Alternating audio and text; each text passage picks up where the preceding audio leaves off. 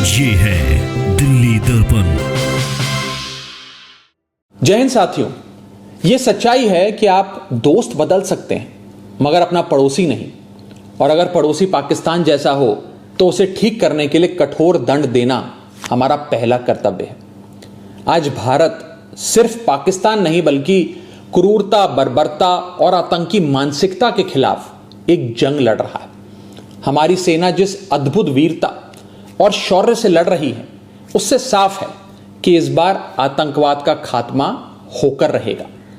बस हम सबको अपने अपने ईश्वर, अपने अपने भगवान से सैनिकों की सलामती की दुआ करनी है, प्रार्थना करनी है और उनके परिवारों के साथ खड़े होकर उनका साहस और मनोबल बढ़ाना है। जिन परिवारों से निकलकर कर्नल सोफिया कुरैशी और विंग कमांडर व्योमिका सिंह जैसी बेटियां तिरंगे की शान संभाल रही हैं, जिन परिवारों के बेटे सरहद पर दुश्मन का मुकाबला कर रहे हैं, उन परिवारों के साथ चट्टान की तरह खड़ा होना है। दुनिया जानती है कि हमारा ये उसूल है, ना हम किसी को पहले छेड़ते हैं और ना ही बाद में किसी को छोड़ते हैं।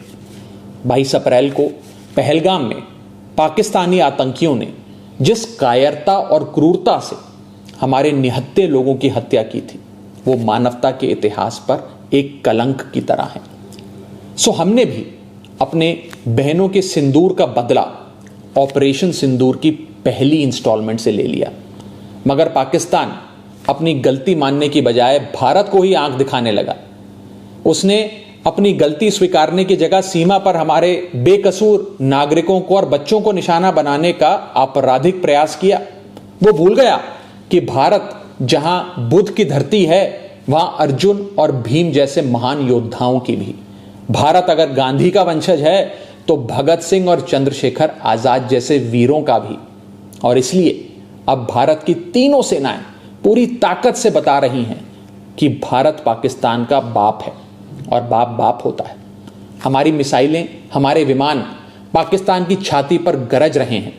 हमारा एयर डिफेंस सिस्टम पाकिस्तान की मिसाइलों और ड्रोन्स को मच्छर की तरह मसलकर मार रहा है। जिन आतंकवादियों ने रहम की भीख मांग रही माताओं के सामने उनके कलेजे के टुकड़े को छीना था, जिन आतंकवादियों ने पुलवामा से लेकर उरी तक हमारे लोगों पर नापाक नजर डाली थी, जिन आतंकवादियों ने 2008 में मुंबई में हमारे सैकड़ों निहत्थों और बेकसूर लोगों की बलि ली थी, जिन आतंकवादियों ने 2001 में हमारे लोकतंत्र के मंदिर इंडियन पार्लियामेंट पर घिनौना हमला किया था, जिन आतंकवादियों ने 1993 में हमारी आर्थिक राजधानी मुंबई को सीरियल ब्लास्ट से दहला दिया था, हमारी सेना उन आतंकवादियों को और उनकी नफरत की मानसिकता को पूरी ताकत से दफनाने में जुटी है। बस हम सबको आपस में एक रहना है। मुसीबत में देश की कमजोरी नहीं बल्कि ताकत बनना है। हम किसी भी धर्म, किसी भी जाति या किसी भी राजनीतिक दल से जुड़े हैं, किसी भी नेता को फॉलो करते हैं, इससे ज्यादा महत्वपूर्ण बात यह है कि हम सब हिंदुस्तानी हैं। We are all Indians. अगर कोई हमारे देश और मातृभूमि की तरफ आंख उठाएगा उसका जवाब हम सब मिलकर देंगे। हमारी आर्मी, नेवी और एयरफोर्स पाकिस्तान को फिर से याद दिला रहे हैं कि ऐसे ही 1971 में उसको धूल चटाई थी, ऐसे ही पाकिस्तान के 90,000 से अधिक सैनिकों को घुटनों पर लाकर भारत ने नया बांग्लादेश बनाया था।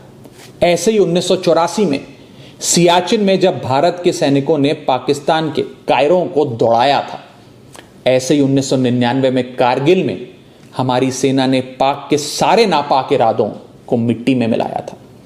मगर पाकिस्तान की मेमोरी लगता है कमजोर है, इसलिए समय समय पर याद दिलाना पड़ता है। जो देश 24 घंटे 365 दिन पूरी दुनिया के सामने भीख का कटोरा लेकर खड़ा रहता है, जो देश अपने बच्चों के हिस्से का दूध आतंकियों को पिलाता है, उसका फन कुचलने का इस बार इरादा हर हिंदुस्तानी ने ठान लिया है। अब की बार पाकिस्तान को सुधार कर रहेंगे। भारत पाकिस्तान को चुनौती और चेतावनी दे रहा है कि सुधर जाओ, वरना अब काशी से लेकर इस्लामाबाद तक बहेगी गंगा, रावलपिंडी में लहराएगा भारत का तिरंगा। जय हिंद। लेटेस्ट खबरों के लिए सब्सक्राइब करें हमारा YouTube चैनल या फिर लॉग ऑन करें www.delhidarpantv.com। खबरों की कवरेज और विज्ञापनों के लिए संपर्क करें।